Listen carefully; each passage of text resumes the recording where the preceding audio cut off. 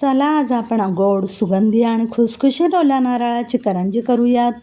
त्यासाठी करंजीचं पीठ कसं मळायचं, सारण कसं करायचं आणि तळताना फुटू नये म्हणून काय काळजी घ्यायची, या प्रश्नांची उत्तरं जाणून घेण्यासाठी व्हिडिओ शेवटपर्यंत पहा. डिस्क्रिप्शन बॉक्समध्ये डिटेल साहित्य दिलेलं आहे. ओल्या नारळाच्या करंज्या करण्यासाठी आपण इथं 1 वाटी मैदा चाळून घेणार आहोत. ज्या वाटीने मैदा घेतला तीच वाटी शेवटपर्यंत सगळे घटक घेताना माप म्हणून आपल्याला वापरायचे आहे. त्याच वाटीने आता आपण 1 वाटी रवा चाळूयात. रवा, मैदा किंवा कोणतंही पीठ चाळून घेतलं की ते हलकं होतं आणि पदार्थ चांगला होतो.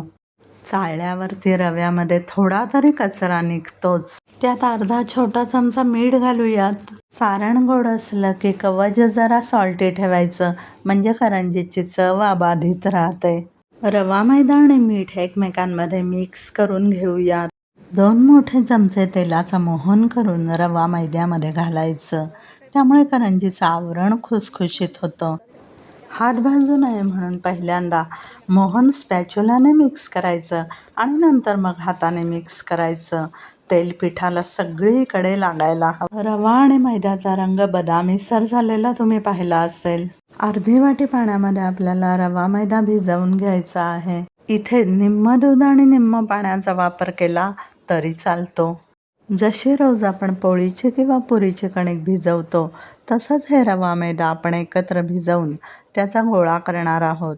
एकदम घट्ट नाही आणि एकदम सैलसरही नाही, फक्त अर्धी वाटी पाण्यात पीठ भिजवलेलं आहे.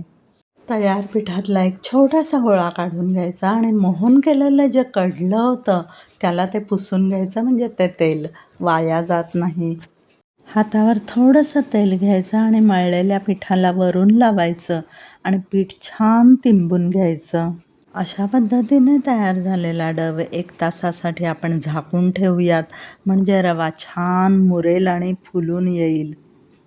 पीठ मुरेपर्यंत आपल्याला करंजीचं सारण करून घ्यायचं आहे. त्यासाठी तापलेल्या फ्राय पॅनमध्ये आपल्याला घालायच्यात 2 वाट्या नारळाचा खव. जी वाटी आपण रवा मैदा घालण्यासाठी वापरली होती तीच वाटी आपण सारणासाठी शेवटपर्यंत माप म्हणून वापरणार आहोत. शक्यतो माप बदलायचं नाही, म्हणजे पदार्थ परफेक्ट होतो. तापलेल्या पॅनमध्ये घातलेला हा जो नारळाचा खव आहे तो आता आपण बदामी रंगावर येईपर्यंत भाजून घेऊयात. नारळाचा खव भाजत असताना गॅस मात्र लो फ्लेमवरच राहील. नारळाचा खव बदामी रंगावर येईपर्यंत व्यवस्थित भाजायला साधारण 5 मिनटं लागतात. जेवढं व्यवस्थित भाजलं जाईल तेवढी करंजी जास्त दिवस टिकते. नारळाचा खव आतून खवट होत नाही. भाजलेल्या नारळाच्या खव्यामध्ये आपल्याला अर्धी वाटी गूळ घालायचा आहे. लक्षात ठेवा, 2 वाट्या नारळाच्या खव्याला 1 वाटी गोडवा आला पाहिजे, म्हणून अर्धी वाटी गूळ आणि अर्धी वाटी साखर आपण इथे घालणार आहोत, म्हणजे पूर्ण 1 वाटी होतं. घातलेले गूळ आणि साखर आपण आता नारळाच्या खव्यामध्ये एकजीव करून घेऊयात. गुळाचे खडे सगळे विरघळले गेले पाहिजेत. फ्राय पॅन गरम असल्यामुळे गुळाचे खडे स्पॅच्युलाने जरा दाबले की लगेचच विरघळले जातात. सगळे खडे विरघळले गुळाचे की सारणाचा रंग असा बदलतो. सारणामधला गुळाचा ओलसरपणा जर गेला नाही तर कधी कधी त्यातला पाक बाहेर येऊन करंजी फुटण्याची शक्यता असते. म्हणून आपण त्याच्यामध्ये आता घालणार आहोत 1 सॅशे मिल्क पावडर. एका छोट्या सॅशेमध्ये साधारण 1 ते 1.5 चमचा मिल्क पावडर असते. या मिल्क पावडरमुळे सारणाला चवही छान येते आणि दाटपणाही येतो. चला, मिल्क पावडर आपण सारणामध्ये व्यवस्थित मिक्स करून घेऊयात. मिल्क पावडर सारणामध्ये व्यवस्थित एकजीव झाल्यानंतर आपल्याला गॅस बंद करायचा आहे आणि मग आपल्याला त्याच्यामध्ये 1 मोठा चमचा ड्रायफ्रूट पावडर आणि 1 छोटा चमचा वेलचीची पावडर घालून सारणामध्ये ते मिक्स करून घ्यायचं आहे. तयार झालेलं सारण आपण अर्धा ते पाऊण तासासाठी थंड करून घ्यायचं आहे. जर गरम गरम सारण आपण करंजीच्या पारीमध्ये भरलं तर करंजी फुटण्याची शक्यता दाट असते. साधारण अर्धा ते पाऊण तासाने सारण व्यवस्थित थंड होतं आणि पीठही व्यवस्थित मुरलं जातं आणि मग आपण करंज्या करायला सुरुवात करणार आहोत. मुरलेलं पीठ पुन्हा एकदा थोडंसं मळून घेऊयात. त्या पिठातला एक छोटासा गोळा काढून घ्यायचा, पोलपाटावर त्याचा रोल करायचा आणि त्याच्या छोट्या छोट्या सुरीने लाट्या करून घ्यायच्या. अशा पद्धतीने तुम्ही पाहू शकता करंजीची पारी करण्यासाठी लागणाऱ्या सगळ्या लाट्या आपल्या तयार झालेल्या आहेत. त्यातली एक एक लाटी पोलपाटावरती घेऊन आपण त्याच्या पाऱ्या लाटणार आहोत. तुम्ही पाहू शकता पारी लाटत असताना आपण पीठ आणि तेल दोन्हीचाही वापर इथे करणार नाही आहोत आणि करतही नाही आहोत, कारण आपलं पीठच एवढं सुंदर मुरलेलं आहे की पीठ आणि तेलाची गरजच भासत नाही. पारी फार जाड लाटायची नाही, थोडी पातळ लाटायची. लाटलेल्या पारीमध्ये चमच्याने सारण भरून पारी एका साईडने अलगद बंद करायची. पारी बंद करत असताना करंजीतून सारण बाहेर येणार नाही किंवा करंजी फुटणार नाही याची आपल्याला दक्षता घ्यायची आहे. बंद केलेली पारी सगळीकडनं व्यवस्थित दाबून घेतली म्हणजे सारण अजिबात बाहेर येत नाही.